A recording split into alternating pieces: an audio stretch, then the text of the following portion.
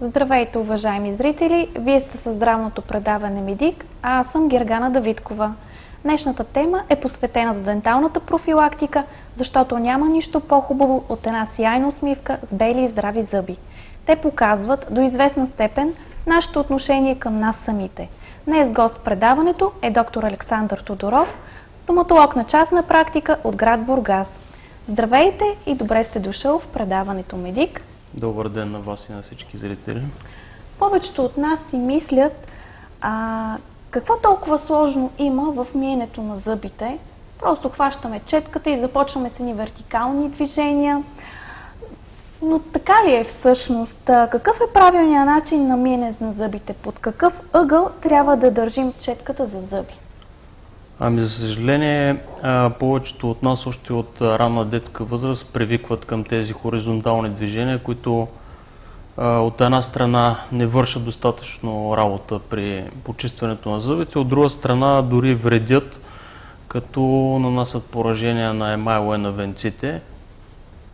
По принцип най-ефективният начин е, когато четката се постави под ъгъл 45 градуса спрямо зъбната шийка и по този начин косъмчетата на четката навлизат в междузъбните пространства и около самия зъб, при което с последващи вертикални измитащи движения, както и въртеливи, се осъществява най-правилното почистване. Реално това не отнема и чак толкова време, колкото би ни отнело с хоризонтални движения, които, както казахме, вече не са и толкова ефективни. Колко пъти в годината трябва да посещаваме зъболекарът профилактично? Разбира се, спрете се на децата и на възрастните. От моя опит бих казал, че при децата е по-добре това да става по-често, в смисъл на 2-3 месеца веднъж, поради това, че млечните им зъби много по-бързо развиват кариеси и техните усложнения. При възрастните 2 пъти годишно, на всеки 6 месеца веднъж е напълно достатъчно. Ако нямаме някакъв проблем. Да, разбира се, тези неща, които ги казвам, са съвсем индивидуални, понеже при някои хора зъбите боледуват по-малко от кариес, при другите повече. Просто всеки трябва да си прецени, ако има повече кариес и пломби, да си направи сметката, че е по-добре по-често да посещава зъболекаря. Случва се да загубим даден зъб. Какви са последиците от това, ако не обърнем на време внимание?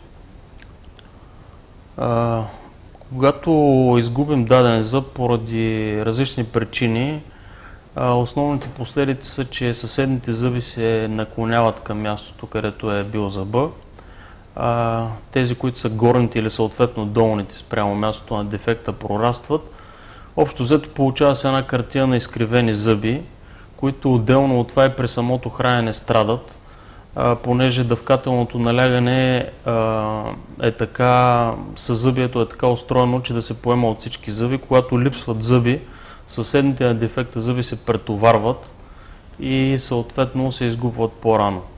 Общо взето един загубен зъб не значи просто загуба на един зъб. Обикновено това води доста повече проблеми и много малко хора, за съжаление, го осъзнават това. Да, те физиологично се получава така. Като го загубят и съответно скъпа е манипулацията или процедурата с импланта и всъщност до там спират нещата. Реално не само имплантите са решение на проблема, мостовете са друго решение на проблема. Трето решение на проблема са брекетите, които подреждат зъбите, когато липсва един или дори когато няма липсващи зъби, едни криви зъби винаги могат да бъдат подредени с брекети. Въпросът е просто да се потърси помощ на време. Да. За съжаление, това е една доста скъпа манипулация от финансова гледна точка, но... Да, по принцип е скъпа манипулация, ние затова не се съветваме... поема от здравната каса. Не. Затова съветваме пациентите си да идват по-често на прегледи, за да не се стига изобщо до загуба на зъб и вече тези скъпи и доста продължителни във времето манипулации. Да, вие всъщност вече отговорихте на въпроса как се възстановява липсата на такъв зъб. Може ли още веднъж да ги повторите? Един от най-добрите начини е чрез имплант, който се слага в костта на мястото на липсващия зъб. Там трябва да се има предвид, че си има определени срокове, след като се изгуби зъба по една или друга причина. Обикновено се изчаква да мине поне 3-4 месеца като срок, за да може костта да се възстанови и да може да поеме съответния имплант. След като се сложи импланта, отгоре венец се зашива и самия имплант се остава в костта пак поне 3-4 месеца, обикновено 6 месеца. И чак след това се прави натоварването отгоре с съответната протезна конструкция. Другия вариант е популярен сред хората. Това са мостовете, при които се изпиляват съседните зъби. Прави се една мостова конструкция, която възстановява липсващия зъб. Тя ляга върху съседните зъби. Третия вариант са брекетите, които вече са, при тях няма ограничения във възрастта. Различни видове, да, вече има и такива незабележими, дори прозрачни. Да, това са керамичните брекети. При тях, между другото, хората си мислят, че са незабележими, но реално дъгите, които се слагат между брекетите, те си метални, няма как поне дъгите да не се виждат. Единствено при един определен вид брекети, лингвалните брекети, не се вижда нищо, защото те се поставят от вътрешната страна на зъбите. Но там вече самото лечение е много по-сложно, свързано е с по-различна специфика и рядко се прилага. Тоест, вие не ги препоръчвате тези? Общо взето при положение, че могат да се използват конвенционалните брекети, това е по-лесният вариант, по-евтин вариант и по-ефективен на практика. Колко време трябва да се носят? Това е много широко понятие, зависи от самата зъбно-челюстна деформация. Обикновено... Някакъв минимален и максимален период? Минималният период е може би 6 месеца, максималният е година и половина-две. Тогава посещенията при вас колко често трябва да бъдат? Обикновено в месеца веднъж. Така. Понеже се сменят различни типове дъги, които упражняват различна сила и изпълняват различна функция. Трябва да се има предвид и това, че след самото лечение пациентите се налага да преминат през един период, ретенционен се нарича, който период задържа постигнатия резултат. В този период се изработват апаратчета, които нощно време пациента си ги слага в устата, за да може да се предотврати връщането на зъбите в първоначалното състояние. Доста хора имат зъбен камък. От какво се получава той? Има всякакви теории. При пушачи повече. Не, общо взето не е свързан нито с пушене, нито с употреба на алкохол, нито с употреба на каквито и да е храни и напитки. Той представлява непочистена зъбна плака, която с времето калцифицира. Калцификацията става в резултат от срещането на тази плака с зъбната слюнка. При пациенти, които имат по-основна слюнка, тази плака калцифицира в по-голяма степен. При пациенти, които слюнката е с по-киселинен характер, или изобщо не калцифицира, или в много по-малка степен. Зависи от състава на слюнката. Да. Как се почиства той? Болезнен ли е? Болезнена процедура ли е? И ако не направим това почистване на време, какви са последиците? По принцип, на зъбния камък основният проблем с него е, че той причинява осложнения на възпалението на венците, което е известно като гингивит. Ако не го почистваме, той продължава да се натрупва и навлиза между венеца и зъба, като по този начин стопява връзките, които държат зъба в костта. Това е така наречената, така популярната сред хората пародонтоза. Така че може да имате перфектни зъби от гледна точка на това, че са здрави и нямат кариеси, но в резултат на зъбен камък да ги загубите много рано. Почистването му става с ултразвук, което не е болезнен метод. Но е доста неприятен. Да, при нас по принцип приятни методи почти. Доста ми е неприятен. Да, така е. При нас по принцип приятни методи почти няма. Да. освен, може би, първоначалния преглед и разговор с пациента, но в сравнение, примерно, с ръчните методи на почистване на зъбен камък е много, много по-безболезнен и общо взето там дори да се получи някаква болка е минимална и моментна. Освен това, почистването става много по-цялостно в сравнение с ръчните методи и много по-бързо. Да, и много по-качествено. Да, определено. Така, колко често трябва да се ходи на такава процедура? Разбира се, вие споменахте, че зависи от състава на слюнката, съответно и натрупването, но все пак колко често трябва да се ходи? Обикновено, пак както профилактичните прегледи при зъболекаря, веднъж на 6 месеца, като при някои хора, нали, пак с същото уточнение, че зависи от състава на слюнката, това може да става и веднъж на 1 година, веднъж на 2 години. При други се налага да се чисти на всеки 2-3 месеца. Има хора, които натрупват страшно много зъбен камък и просто се налага това да се прави много често. Не трябва да се изчаква да се получи възпаление на венеца, дори и болка. Не, в никакъв случай. Аз искам да ви попитам, какви са последиците от ненавременното почистване на зъбния камък по отношение на захапката? Получава ли се някаква деформация и съответно вследствие на натрупването на зъбния камък, повечето пациенти се хранят от страната, от която нямат зъбен камък. А от едната страна, на която се натрупала, не се хранят. Има ли някаква опасност от това?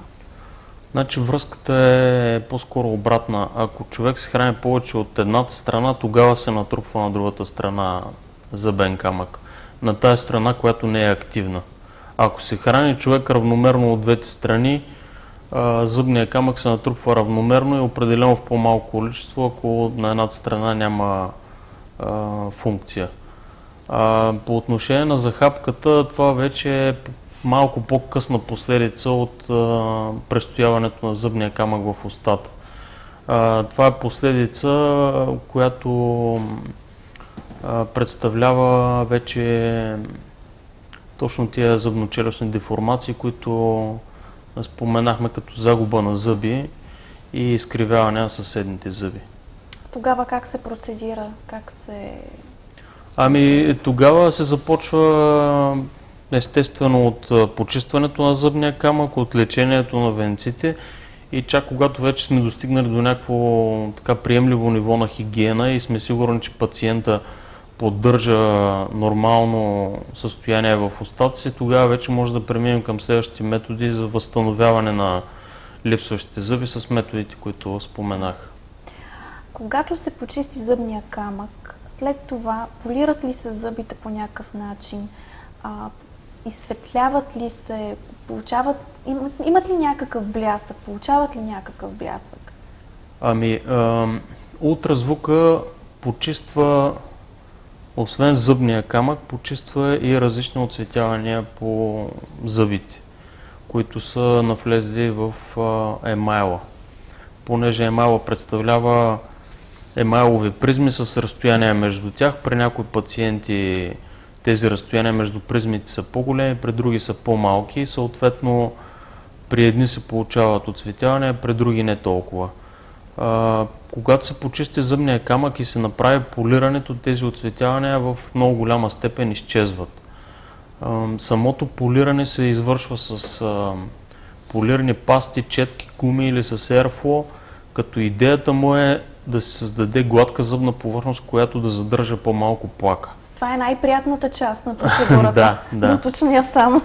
Да, защото и самите пасти са с приятен вкус, а пък няма и никаква болка. След голямото мъчение и болка от ултразвука следва приятната процедура. Няма голяма болка. Има и приятни процедури, да. По отношение на това дали се получава някакъв блясък, получава се почистване.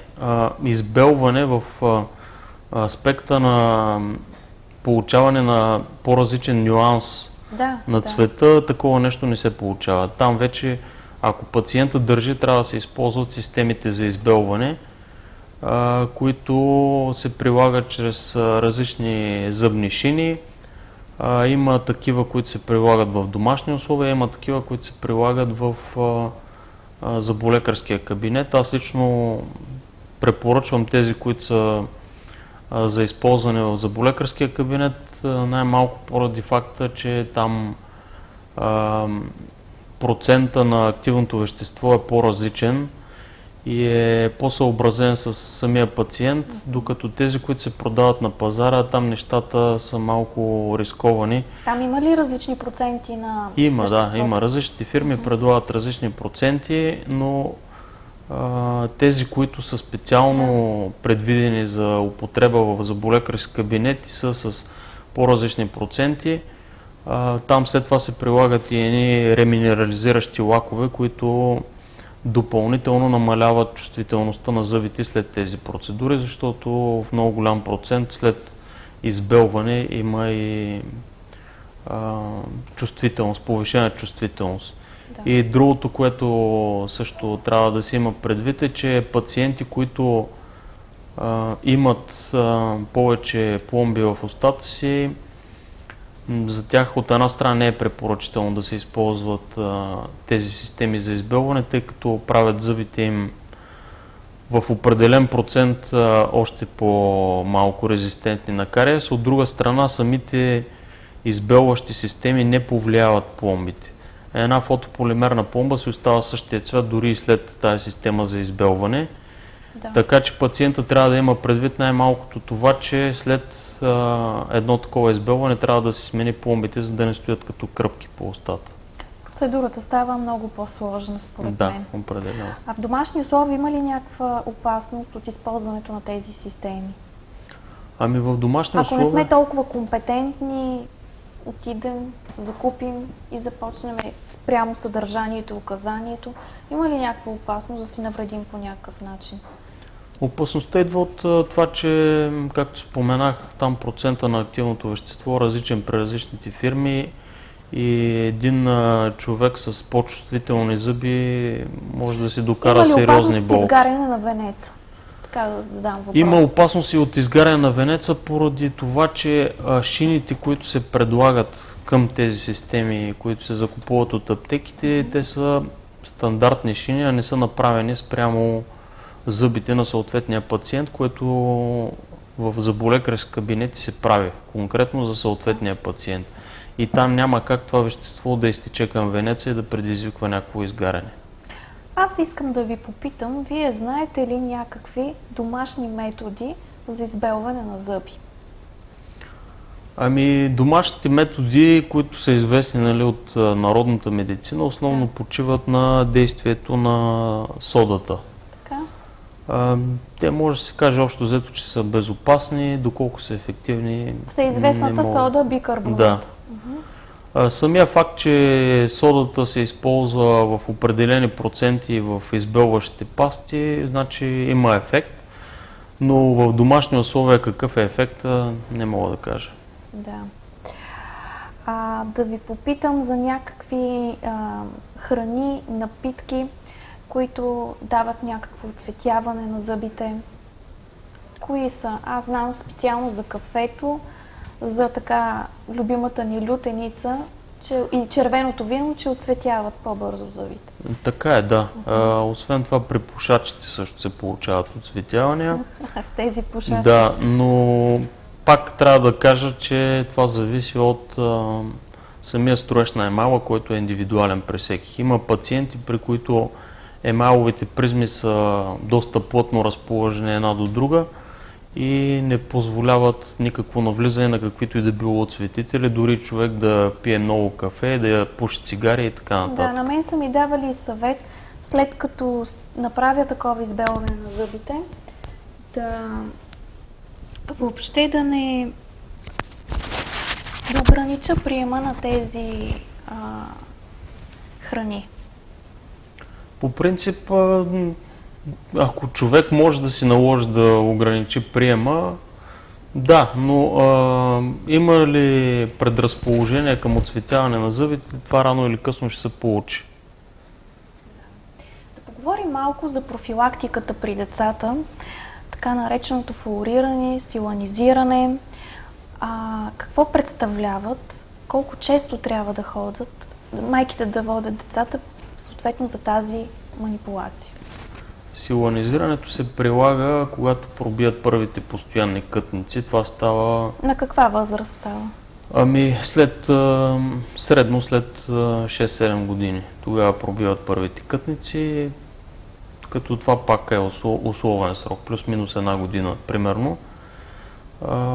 Идеята на силанизирането е да се защитят тези по-дълбоки места на зъбите, Така. докато изникне самия зъб, докато детето придобие така по-трайни навици да си мие зъбите. Да не се получи така, че когато зъба вече е поникнал напълно, да е с увреден с кариес и да се започва лечение на нов зъб. Трябва да се има предвид, че тези силанти с времето се разграждат и обикновено на всеки 6 месеца е хубаво да се подновяват. Да се повтори, да. Като общо взето е необходимо едно подновяване, тъй като на второто подновяване вече зъбът си е нормално изникнал и няма... Болезнено ли е? Не е болезнено, изобщо не се правят някакви кухини или други манипулации по зъба с машинки, просто самия зъб се почиства с някаква четка и полирна паста, подсушава се и те се нанасят отгоре. За флуорирането да кажете? Флуорирането преди в нашата страна имаше такива кампании за флуориране, бяха задължителни едни хапченца в училищата и детските градини, които наистина имат ефект. Сега не знам защо това не се прави. Би било полезно и би спестило доста грижи и на зъболекарите, и на родителите, и много болки на децата. Доколкото знам, нашия съюз настоява това нещо да се приеме като някаква стратегия на Здравното министерство, но все още няма развитие по въпроса. Тези таблетки продават ли се на свободен прием в аптеките? Да си ги закупят майките за децата или им дават домашни условия? Аз самия не знам. В вашия кабинет предлагат ли се? Не. Доколкото знам, фирмите не са ни предлагали до сега такива таблетки. Предполагам, че ако се приеме като някаква стратегия на Здравното министерство и се наложи, вече ще се направи конкурс и ще се намери фирма, която да ги предлага. Да поговорим малко за превенцията на кариес при деца. Какви съвети бихте дали на родителите? Основният съвет е редовното миене на зъби или поне изплакването на устата след всяко хранене. Знам, че трудно се ограничават децата от сладки храни и лепкави храни. От шоколад особено. Да, но поне едно изплакване на устата след употреба на такива храни би свършила голяма част от работата по почистването. Изплакване с вода или с... Изплакване с вода. Обикновена вода, чешмяна или Да, обикновена чешмяна вода. И другото, което е нормалното миене на зъбите. Така или иначе е добре от най-ранна детска възраст да се създават навици за правилно миене на зъбите, така че колкото по-рано стане това, толкова по-добре. Някакво споменахте за миенето на зъби при деца. Има ли някаква разлика между това с възрастните? Аз специално знам, че трябва да се работи с четката при децата, както се рисува от коминчето, както излиза дима от коминчето. Така по същия начин трябва да бъде спираловидно нагоре. Общо взето при децата е малко сложно изобщо да им задържи вниманието човек с някаква дейност, която протича повече от половин минута. Аз това казах под формата на нещо интересно, на игра. Така че ако може да се обясни по този начин и да се направи по някакъв занимателен начин като игра, чудесно. Така че да не го приемат самите деца като някакво досадно задължение. А техниката същата ли? И пак 45 градуса, както казвате. Не. Това при деца няма как да се постигне. Именно, защото е доста Въпросът е в ранната детска възраст да се създаде самия навик за миене на зъби. Оттам нататък вече с времето, лека по лека, правилния начин на миене на зъби с поникването на всички постоянни зъби се отработва. Има ли отрицателни последици смяната на млечните зъби, когато това стане в нормалния срок? Значи, смяната на млечните зъби е въпрос, който е много актуален специално в детската стоматология, понеже заради това, че се занемарява устната хигиена при децата, много често тези зъби се губят в период, който е по-ранен, отколкото е нормалния срок на смяна с постоянния зъб. И когато това се получи, основният проблем е това, че съседните зъби затварят мястото, където трябва да пробие постоянния зъб. Съответно той пониква в страни, някой път изобщо не пониква и това вече създава проблеми с разкривяване на зъбите, с нарушаване на захапката, което води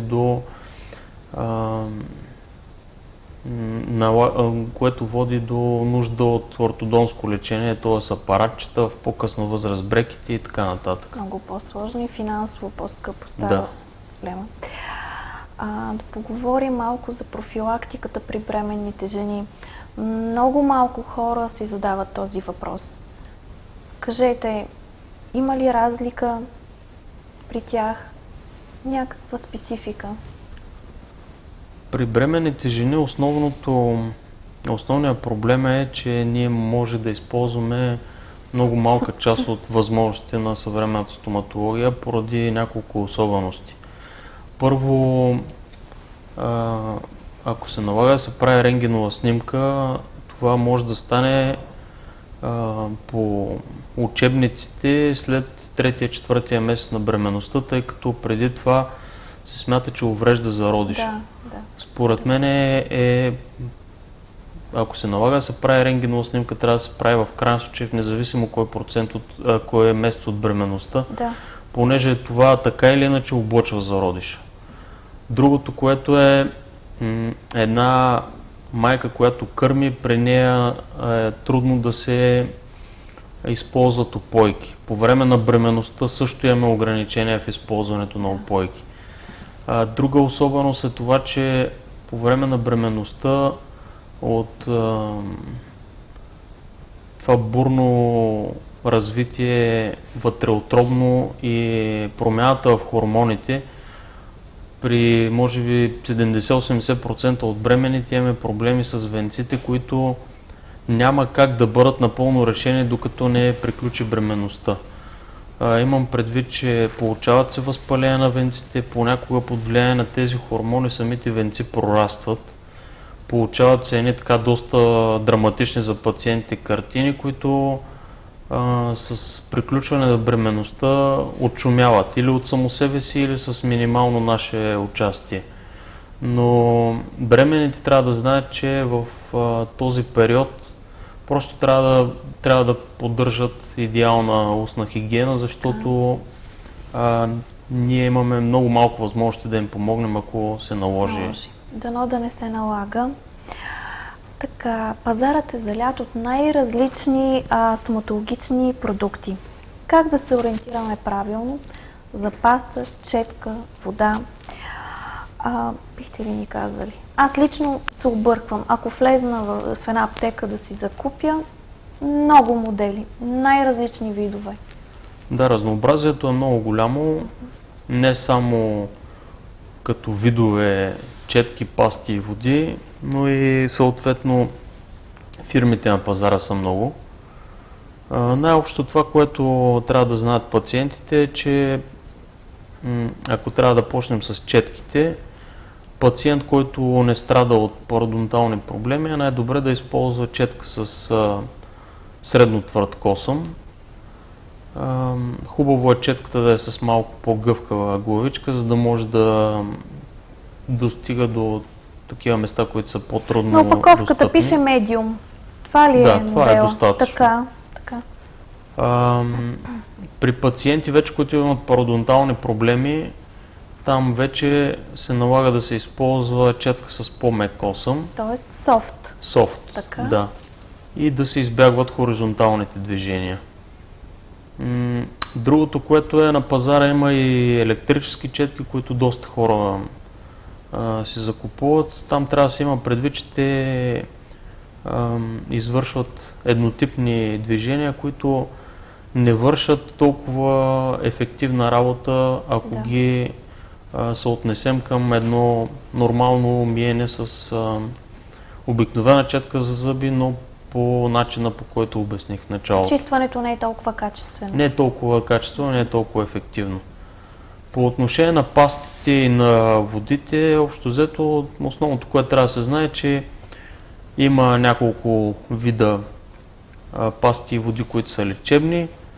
Ако се налага да се използват такива лечебни пасти, това се прави, когато съответният пациент отиде на зъболекар. Ако зъболекар прецени, той го насочва към този тип пасти и води за усти. Ако няма нужда, може да използвате пасти и води за усти, каквито на вас ви харесват, като моят съвет единствено да се използва, да не се използват тези, които са избелващите и съдържат гранули. Аз не съм сигурен дали вече не отпаднаха от само себе си на пазара, понеже за тях се доказа, че те увреждат емайла на зъбите. Хубаво ли е да се сменя пастата за зъби, след като се изразходи количеството с друг вид? Това пак е по преценка на съответния човек. Ако на него му харесва пастата, няма никакъв проблем да си я ползва. Ако използва лечебна паста за зъби, тогава е добре да ги редува двете. Лечебната с профилактичната. Така. Другото, което е важно, е самата четка за зъби да се сменя веднъж на 3 месеца. Понеже след 3 месеца вече съответните снопчета, косми се изкривяват и не са толкова ефективни при почистване на зъбите. Аз искам да ви попитам за конците за зъби. Сега аз лично се затруднявам, когато трябва да взема един конец, да си го намотая на пръстите на ръцете. Просто техниката ми е по-трудна, по-бавна. Има ли някакъв улеснен метод за почистване? Да, има държачи за конци, които се продават и обикновено даже може да си купите опаковка, която е с такива конци за еднократна употреба на държач. Там вече нещата са много по-улеснени, няма нужда да се навиват на пръстите. Специално конците за зъби са много по-ефективен метод за почистване на междузъбните пространства, особено при хора, които са с по-плътно подредени зъби. Определено съветвам пациентите да избягват клечките за зъби, тъй като особено в наши дни клечките за зъби често се чупят, остават парченца във венеца, правят възпаления, които след това трудно и бавно се лекуват. Просто трябва да се намери парчето, да се махне и така нататък. По заведенията клечки за зъби слагат, Да, няма така е. конци за зъби. Може би трябва да сменят начинът на използване. Ами Да заменят клечките примерно за вместо зъби четка с за тези. зъби с конци с държач, много по-добра идея. Абсолютно. Ето една добра идея, която дадохме за заведенията. Добре, нещо друго да споменете за конците за зъби, има ли? Ами конците за зъби, ако човек свикне с тяхната употреба, не са трудни за използване. Въпросът е, че при нас навлязаха последните години. Докато примерно в западните страни се използват от много отдавна. Тук при нас бяха по-популярни клечките за зъби. И за хора, които са С коронки също трябва да се използва често. Да, меко за определено, зъби. тъй като там в междузъбните пространства и около Трябва да е коронки идеално и чисто, мостове, да. почистено, да няма задържане на храна. Особено също така трябва да се спомене, примерно, че пациенти, които имат брекети, при тях се използват едни четки, които приличат на едно време четките, с които се почистваха шишетата. Едни Да. мънички чети с много тънки Да. косъмчета. Те се използват също и около коронки и мостове, както и при пациенти с импланти, тъй като там също Да. хигиената трябва да е перфектна. Да, аз съм ги виждала, ги продават ги. Да. И съм се чудила за какво се използват. Точно за такива тесни пространства, които няма Да. как да се Да. почистят по друг Да. начин. Според вас, кое е най-важното при миенето на зъбите? Най-важно е техниката на миене на зъби. Дори и без паста за зъби, само с четката, общо взето може да се каже, че на 90% човек може да си свърши работата. Вече оттам нататък употребата на паста за зъби, на вода за уста е преценка на всеки. Да. И аз искам да ви благодаря за днешното участие. Съветите, които дадохте, бяхте изключително полезни и се надявам да бъдете отново гост в предаването Медик. Благодаря аз за поканата. Надявам се, че съм бил полезен. Благодаря ви, уважаеми зрители, че бяхте днес с мен, Гергана Давидкова и предаването Медик. Очаквайте ни отново следващата седмица. Желая ви хубав ден!